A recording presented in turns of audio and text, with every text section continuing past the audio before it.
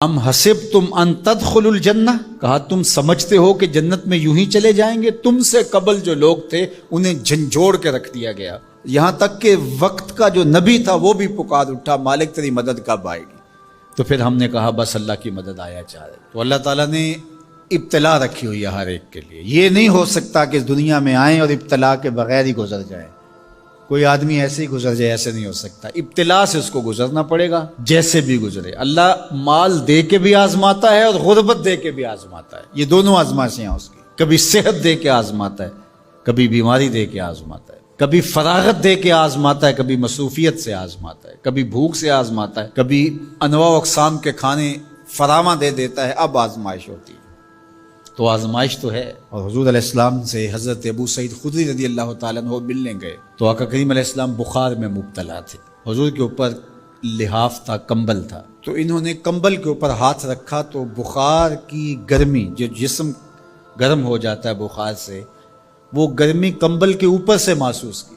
تو حضرت ابو سعید نے عرض کی یا رسول اللہ یہ کیا؟ فرمایا ہم کو تکلیفیں دوہری ملتی ہیں، اجر بھی دوہرا ملتا ہے۔ سب سے زیادہ تکلیفیں انبیاء کو آئی، سب سے زیادہ تکلیفیں نبیوں کو پہنچی ہیں، پھر جو نبیوں کے خاص لوگ متبعین خاص، ان کی عادات کو اختیار کرنے والے۔ امام فخر الدین رازی نے تفسیر کبیر میں لکھا ہے کہ مکے سے لے کر طائف تک 70 ایسے نبیوں کی قبریں ہیں جن کی وفات صرف بھوک اور پیاس کی وجہ سے ہوئی۔ حضرت خباب بن ارت رضی اللہ تعالی عنہ حضور کی خدمت میں حاضر ہوئے، حضور کعبۃ اللہ کی دیوار کے ساتھ بیٹھے ہوئے تھے، کافروں نے اتنے دکھ دیے، اتنی تکلیفیں دی کہ یہ تھوڑے سے پریشان ہو گئے۔ تو آقا کریم نے فرمایا خباب بس گھبرا گئے ہو؟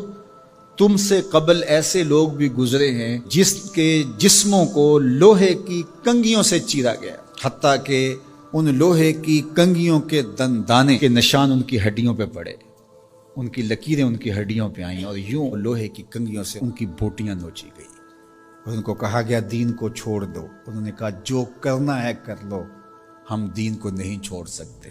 حضرت زکریا کے سر پیارا رکھ کے پاؤں تک چیر دیا گیا، لیکن پڑھو ان کی سیرت، ان کی زبان سے اف بھی نہیں نکلی، زخم پہ زخم کھا کے جی، خون جگر کے گھونٹ پی، آہ نہ کر لبوں کو سی، یہ عشق ہے دل لگی نہیں۔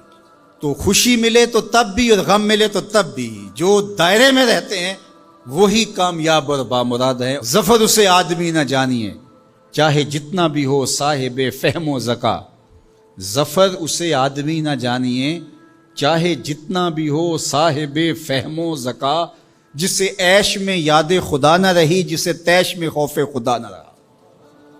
عیش کی زندگی ہو یا تیش کی زندگی ہو، خوشی کا موقع ہو یا مرحلہ غم ہو، امتحان میں یہ دیکھا جاتا ہے کہ کون سرخرو اور کامیاب ہوتا ہے۔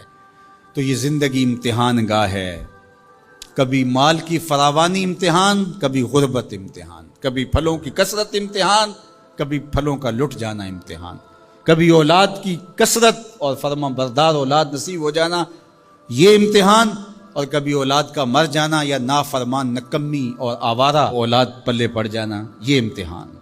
یہ امتحان زندگی، کبھی دولت ہی دولت انبار لگ جاتے ہیں اور کبھی دو لقموں کے لیے بندہ ترستا ہے، یہ بھی امتحان۔ کبھی ماں باپ ہیں، بہن بھائی ہیں، رشتہ دار ہیں، ان کے سایہ عاطفت میں زندگی گزرتی ہے، اور کبھی کندھوں پہ اٹھا کے باپ کو بھی قبر میں اتار چکے ہوتے ہیں، ماں کو بھی لاحد میں اتار چکے ہوتے ہیں، کوئی کندھا بھی نہیں ہوتا جس پہ سر رکھ کے آنسو ہی بہا لیں۔ وہ لمحے بھی ہوتے ہیں، وہ گھڑیاں بھی ہوتی ہیں، وہ بھی گھڑیاں ہوتی ہیں۔ تو اللہ بندوں کا امتحان لیتا ہے، دے کر کے بھی اور لے کر کے بھی۔ اب کون ہے جو دونوں مرحلوں میں شکریہ ادا کرتا ہے؟ جو اللہ کے بندے ہوتے ہیں وہ کبھی بھی اللہ کی رضا کے دائرے سے باہر نہیں نکلتے۔ ان کے دو ہی رنگ ہوتے ہیں، کبھی شکر کرتے ہیں، کبھی صبر کرتے ہیں۔ نہ ملے تو صبر کرتے ہیں، مل جائے تو شکر کرتے ہیں۔ اور پھر ان کے پاس فراوانی ہو تو اپنے اطراف میں رشتہ داروں کو، اعزاء کو، اقربا کو، گلی محلے کے لوگوں کو، جو ایسے حالات کے اندر جس کے پاس فراوانی ہے وہ اپنا مال لوگوں کی ضرورت کے لیے نہیں نکالتا، وہ ناکام ہے امتحان میں۔ چاہے وہ کوئی بھی ٹائٹل رکھتا ہو، وہ چاہے پیر کا ٹائٹل اس کے پاس، چاہے عالم کا ٹائٹل اس کے پاس، چاہے وہ سیاست دان ہو، چاہے وہ کچھ بھی ہو، اس مشکل وقت پر جو ضرورت مندوں کے کام نہیں آتا، اگر اس کے پاس گنجائش ہے تو وہ امتحان میں ناکام ہو گیا ہے، جو اللہ نے امتحان لیا اس میں ناکام ہو گیا۔ اور دوسرا جو مصیبت میں پھنس گیا وہ اپنی سفید پوشی کا آخری حد تک بھرم نہ ٹوٹنے دے۔ تو میں اور آپ لمحہ لمحہ امتحان گاہ میں کھڑے ہیں۔ میں ممبر پہ بیٹھا ہوں تو میں بھی امتحان میں ہوں، آپ یہاں بیٹھے ہیں آپ بھی امتحان میں ہیں، فیکٹری کے مالک بن کے سیٹ پہ بیٹھے ہیں آپ بھی امتحان میں ہیں، اقتدار کی مسند پر بیٹھنے والے سب سے بڑے امتحان میں ہیں، کیونکہ سب سے زیادہ تو ان سے پوچھا جائے گا نا۔ اللہ تعالی ہمیں اس امتحان میں کامیابی دے، اور اللہ تعالیٰ اس وقت ملک کے جو حالات ہیں اپنے کرم سے ان کو درست فرما دے۔